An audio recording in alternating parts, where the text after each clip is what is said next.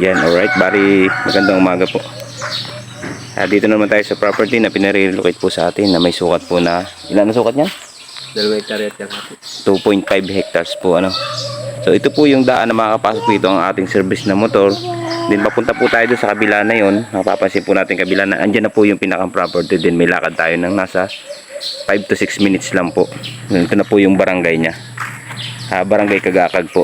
Ito po ay Lopez, Quezon. So napakalapit naman po nito sa town proper po ng Lopez. Kasi tinakbo lang po natin ang motor ito nasa 10 minutes lang po na takbo ng ating service na single na motor. So hindi pa po siya nakaka-develop ang karsada papunta doon sa property. Pero pwede naman po tayong request ng right of way dyan sa dadaanan.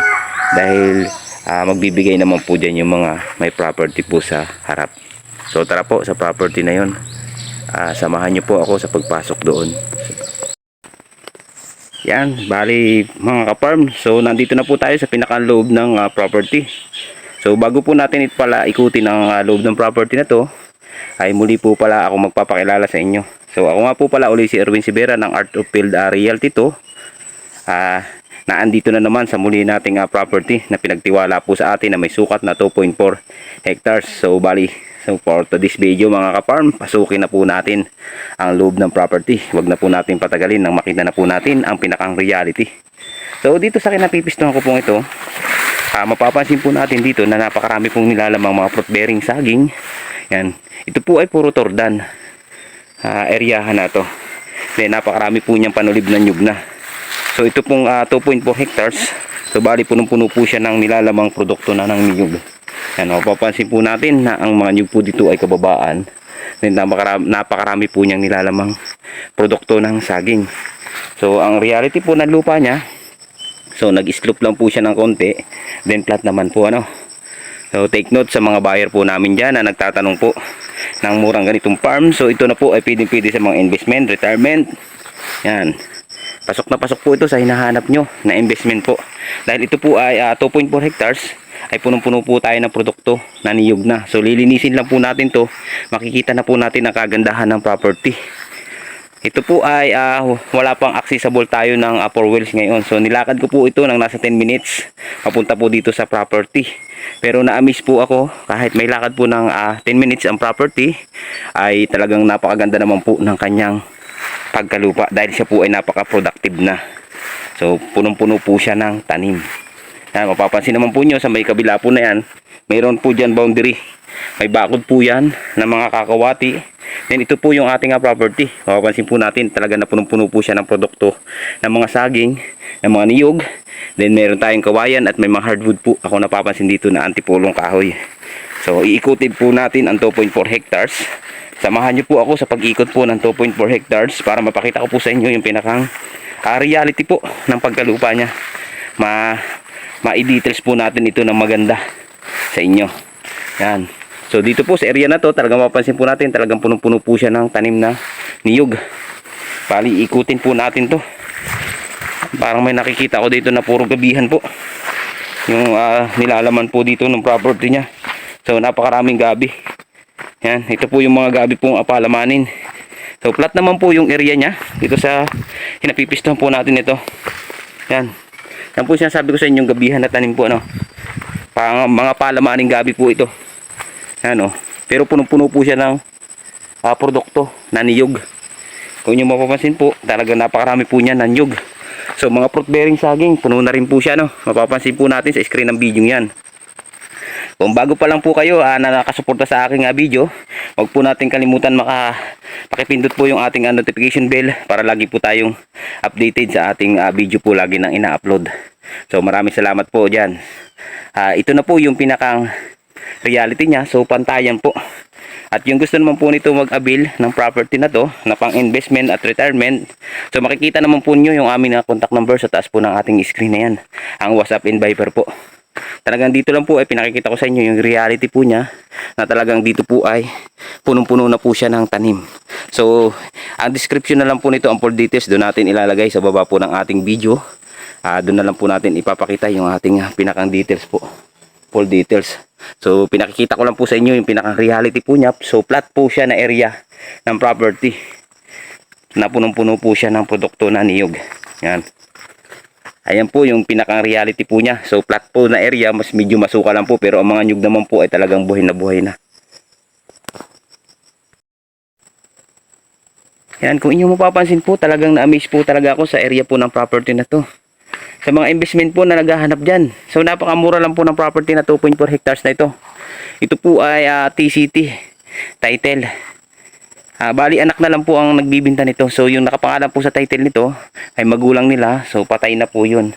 Meron naman po silang family tree na magkakapatid. Kaya wala na po tayong magiging problema. Nagkasundo na po silang magkakapatid na ibinta itong lupa na ito. Then yun po pagbibintahan nito ay paghahati-hatian po nila magkakapatid. Mapapansin naman po talaga natin na hindi na po siya naabid ngayon. Dahil po ang mga nyog, makikita po natin magaganda po ang nyog. Pero nababalutan siya ng mga sukal na damo. Punong-puno po talaga ito ng produkto na saging at niyog. So mapapansin natin dito na kagandahan po talaga ng lupa niya. So plat na plat naman po ang area niya. At meron daw po ditong overlooking. So bali na-amaze po ako nung pagkasabi po sa akin na may overlooking na part dito. Then dyan po sa may area dyan, so baboundryhan po natin dyan yung karsada po na bubutasin galing naman po Veronica. Sa Lopez pa rin po yan, sa Baya. Doon po sa may school ng Veronica. Yan. Bali talagang sa investment po na hinahanap dyan na lagi po nag-i-inquire sa amin ng mga murang property. So paunahan na lang po dito sa property na may sukat na 2.5 hectares. So nagkakahalaga lang po siya ng 900 pesos. So napakamura po nito dahil mapapansin po natin talagang ito pong area na to ay talagang puno-puno po ng produkto. So lilinisin na lang po natin yan. Yan, so talagang inuulit ko po sa mga buyer po namin dyan na ginagaabang po ng mura kong ina-upload na property na puno po ng produkto na niyog. So ito na po ang i-offer namin sa inyo. So mga ka-farm, ito na po, i-avail nyo na habang ang property ay murang-mura. At napakarami po talagang produkto na niyog yan. Mapapansin po nyo sa screen ng ating video. Yan po yung reality niya. So plat na plat naman po itong area na to. At merong mga nyug na mga nabunga na, kalakasan na po ito. Lilinisin na lang natin to. Bubumbahin natin ang mga alis ng damo. So kita na po natin yung kagandahan po ng property. Wala po itong bakanting lupa na wala pong tanim na niyog. Lahat po ito punong-puno ng produkto na niyog. Mapapansin naman po nyo, iniikot ko na po sa inyong screen ang ating video. Talagang napakaganda po ng reality ng pagkalupa niya. Meron na po tayong magagamit ng mga anahaw, kawayan, hardwood na kahoy na pampabahay. So pwede na po. Take note po ulit sa mga buyer po na magtatanong, bawal po ito sa masisilan kasi ito po ay may lakad ng nasa 10 minutes. Inuulit ko na po at ulit-ulitin ko sa inyo na hindi po pwede sa masilan ang property. Ito po ay pwede sa mga naghahanap po ng investment ng lupa na kanilang pagyayamanin, at ito po ay napaka-productive na lupa na pinabibinta po sa atin. So sa reality naman po niya, ito po ang masasabi ko sa inyo, napakaganda po at napaka-flat, napakarami po niyang produkto na niyog. So pupuntahan ko po sa area doon na mapakita ko po sa inyo yung pinakakagandahan po ng spot ng lugar na ito ng overlooking naman. So sa tubig naman po dito wala tayong magiging problema. Gawa nang dito po ay mayroon tayong bukal sa area na to. Ang cellphone signal wala rin pong problema. Yan, napakaganda po ng area niya. Talagang dito sa area na to ay makikita natin na walang bakanting lupa na wala pong nilalamang produkto ng mga niyog at saging. Mga ka-farm, ito na po yung pinaka-reality niya, no? So mapapansin po natin na napaka-aliwalas po dito ng location ng property na pinabibinta po sa atin. Then hindi ko lang po maipakita sa inyo yung pinaka-overlooking kasi maulap pa po. Pero pag mainit na mainit po ang panahon, so tanaw po natin ang paikot po dito sa property na to. So yan, bali pinakikita ko na lang po sa screen ng video natin ang ating property na pinabibinta pong 2.5 hectares na punong-puno po ng produkto na saging at na mga niyog. So dyan po yung Barangay Veronica po, sa kabila lang po sa labak po natin dyan, Barangay Veronica. Dito naman po sa kinapipisto natin ito, nasasakupan po ito ng Barangay Cagacag, Lopez, Quezon. So napakaganda po nito, inuulit ko sa mga buyer po dyan. I-avail nyo na po ang property habang ito po ay murang-mura pa na pinabibinta po ni seller. So napapansin po natin dito meron pa mga fruit bearing. Yan, katulad po niyan, langka. So napakarami po niyang bunga ng langka dito. So talagang hindi na po siya naabyad. Gawa ng hindi po siya nababalutan yung pinakambunga niya. Kung niyo mapapansin po, napakarami po niyang bunga. Then dito na po yung pinakang reality niya. So nag-slope po siya ng konti pababa. Yan, boundaryhan na yan. Dito. Dito po yung pinakamaimuhon. sa area na to. So napakaganda po nito. Inuulit ko, 2.5 hectares. Nag-islo po tayo dyan sa may area ng pababa na yan. Pero punong-puno pa rin naman po siya dyan ng produkto na niyog at saging yan. Bali pasisilip po sa inyo yung area po na nagbaba. Yan po, natatanaw po natin na marami pong sinasakupan tanim na saging at niyog na mababa na yan. So yan pa po yung ating property. So wala naman po problema yung pagka slope at rolling part niya. Dahil napakaganda naman po niyan. Yan. Ito na po yung boundary. Yan, dito. Yung boundary naman po natin, so linis. Ganito po ang gagawin natin dyan. So siya po ay ini-spray ng pandamo. Kung nyo mapapansin po, may bahay tayong kalapit bahay dyan. Yan po, may bahay sa area po ng property na yan. Then linis po yung part ng kanilang property na sinasakupan. Then ito na po yung ating property naman. Pinakikita ko po sa inyo na marami po na tanim na yan. Yan na po yun. Then ito na po yung pinaka-boundary niya. Sinaunang Madre Cacao po. Ito po, nandito po yung pinaka-muhundaw niya. Sa area na to. Saan? Yung pinakang... So bali may kantuhan po siya diyan sa may area na yan. Ito na po yung overlooking. Sinasabi ko sa inyo. Barangay Hall. Tanaw po dito sa natin yung barangay hall po. Ng Kagakag. Ayan. Yan po yung barangay hall ng Kagakag. Yung na-slope kanina, then bumaba po ako. Ito na po siya, nasa babang-baba na po ako. Nag-apply naman po siya, no. Mapapansin po natin, napakarami pa rin po niyang nilalamang produkto ng niyog. Ayan po. Talagang ito po ay napaka-productive po nitong lupa na to. So panalo-panalo po tayo sa 2.5 hectares na to. Kasi hindi na po tayo magtatanim. So lilinisin na lang po natin yung area po ng 2.5 hectares. Aalagaan na lang po natin yung mga nyug niya at yung mga fruit bearing pong saging niya. So talaga pong napakarami. So libong puno po siya. Kung yung mapapansin po din na ito na po yung source ng tubig natin. Bali sapa na po siya. Yung baba na ito. Ito po ay sapa. Nandito na rin po yung ating bukal sa area na to. Kaya hindi po tayo mamumroblema sa source of water. Meron po tayong sapa. Yan, papansin naman po nyo, talaga napakarami po niyang produkto. So napakasuka lang po talaga ng area niya. Bali, iniikot ko na po yung talagang 2.5 nang mapakita ko na po sa inyo yung pinakang kanya pong reality. Yan. So napakadami naman po talaga niya na produkto. Kung nyo mapapansin po, talagang punong-puno po siya ng tanim. So lilinisin na lang po talaga natin to para lalo pong gumanda.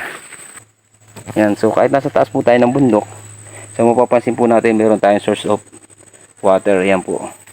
Dito po yung pinakang bukal niya, no? Nasa taas na po tayo ng bundok, ha. Pero meron po tayong nabukal po dyan sa lupa na yan, no? Mapapansin po natin, siya po ay wala na siyang ilog, pero lupa pa po siya, pero bundok na po siya. Taas na po siya ng ating kabundukan, pero may source of water po tayo sa area po ng property.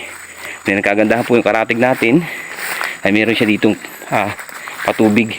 Ayan po, mapapansin po natin talagang may mga source of water po tayo, may mga tubig po tayo. Ayan po. Ngayon po ay panahon ng March, tag-init. So hindi po siya nagkakate. Ayan po, may hukay po doon sa taas ng bundok. Kaya sinasabi ko po sa inyo, ang tubig po dito, tabi po, ay talaga napakaganda po. Nandito po yung pinaka mismo nating bukal. Kung nyo mapapansin po, ayan o. May source po tayo ng tubig na bukal sa area po ng property. Bali, papasilip ko po sa inyo yung pinaka source po ng tubig niya. Yan mga ka-farm. So, papakita ko po sa inyo yung pinaka source po ng tubig natin, ha. Bundok po siya, overlooking. Then napakalalim po na slope. Yan, mapapansin po natin slope. Pero ito po yung pinakang bukal po niya, tabi po. Ayan o. Ayan po yung pinakang tubig niya o. Ito po yung pinakang hukay niya. Culvert po siya, no. Pero nasa taas po tayo ng bundok. Ayan, kasama po tayo dito. Ano, talagang na-amaze po ako sa lugar po na ito. Yan po yung ating property. Yan po kabila na marami pong nilalamang niyog na yan. Yan po yung pinanggalingan ko kanina. Kaya natutuwa po ako sa lugar po na to. Hindi po tayo mamumroblema sa tubig. Ito po yung culvert. Ayan, may kasama po ako yung mag-ama. Sila po yung nag-guide sa akin dito. Ito po yung tubig. Ayan o. Bukal po siya, no. Bali, sinasaksakan lang po ito ng hose dito. Pababa na po. Pwede tayo dyan kumabit. Pumunta naman po doon sa ating property. Ito naman po yung karatig lang natin. So, pwede po tayo magpahukay din doon sa kabila na area. Magpahukay din po tayo ng ganito. So, may tubig din daw po na ganito kaganda na tayo makukuha dyan sa ating property. Ito po yung sinasabi ko sa inyo na overlooking. So, pag dito po tayo nakapisto sa ating property na to, tanaw po natin paikot. Yan pinakang overlooking dyan. So doon lang po kami nag-iwan ng motor sa may part ng baba na yan. So nilakad ko po ito ng nasa 10 minutes. Pero napakaganda po ng property nya. Yan, mapapansin po natin yung mga kabahayan dyan sa area na yan.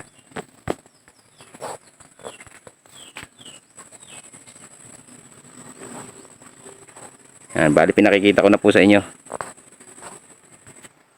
Yan, inuulit ko sa mga buyer po na lagi po naghahanap sa amin ng murang property. So sa halagang 900,000 po, meron ka ng 2.5 hectares na napakarami po na produkto. Then ito po hindi na tayo magtatanim pa. So aalagaan na lang po natin ito at lilinisin po natin itong property na pinabibinta po sa atin ni seller na 2.4. So kagandahan po nito, meron pa tayong overlooking spot. Yan, mapapansin po natin, overlooking po yan. Tinuturo ko yan sa inyo. So ang reality po niya, flat, then slope ng konti. Talagang napakasuka lang po talaga. So dito po ako nagpisto sa pinakang malinis po niya area niya. Papasilip ko po sa inyo dito yung pong pinakang nadadalhan po ng kanyang property pa. So yan po yun, oh. Yan, labak na yan. Sako pa po natin yan na marami pong produkto ng saging at niyog po na yan. So makikita po natin na ito po yung pinakang area po na nag-slope niya. Siya po ay dati yung tinataniman po ng mga gulay-gulay. So ngayon po hindi na siya nataniman ng gulay. Pero marami pa naman po siyang nilalamang niyog. So may mga kawayan, yung area na yan. Sako po natin yan. Pag ganito po tayo, paakyat po tayo, papunta po dito. Basta susukat po tayo, pwede naman po natin itong i-relocate uli ng panibago para makita po natin talaga yung tunay na hangganan po nung pinakang lakihan ng kanyang 2.5 hectares po na pinabibinta sa atin ng ating seller. Yan, so bali na amis po ako sa pistonan lupa na to. Gawa na dito sa area na to, pwede tayo magpagawa ng bahay. Then tanaw po natin yung overlooking ng mga bundok. Ayan, mapapansin po natin, napakaganda po ng tanawin sa area po ng property na 2.5 hectares na napakamura po. Sa mga viewers po natin na lagi po nakasubaybay sa ating YouTube channel, huwag po natin ba kalimutan mag-like and follow po. At pakipindot na rin po yung ating notification bell para lagi po tayong updated sa mga video po natin na ina-upload na murang property. So hanggang dito na lang po ang aking video. Thank you for watching.